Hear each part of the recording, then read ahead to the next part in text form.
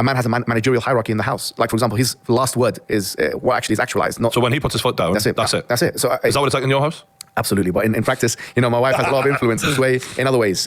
No, I imagine, look, in just general houses that I grew up in Newcastle, it was like, if a woman wants that wall painted pink with pink walls. We're not talking about that. Yeah, we're not talking about the petty stuff. No. But what you're saying is the big serious decisions, a man has those. Yeah, I mean, but in practice is another thing. We're talking here in theory, because in practice, you know, I mean, women and men have a very much, women, first and foremost, if you have children, they're going to influence the children a lot more.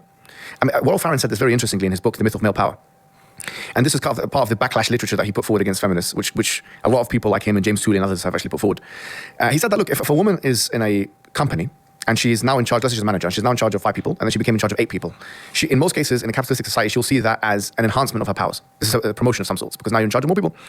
If for example, a person is the head of particularly a 7 classroom and then become head of year, they're in charge of more people, therefore their powers have increased. It's a promotion of some sorts, and so on and so forth. But if a woman has 3 children and now has 5, it's not seen, do you see? It's not seen as an enhancement of power. Oh, no, I know what you're saying. And it all depends on how you define power. Because I like what he says, Warren Farron. He says that power is your ability to change your own situation.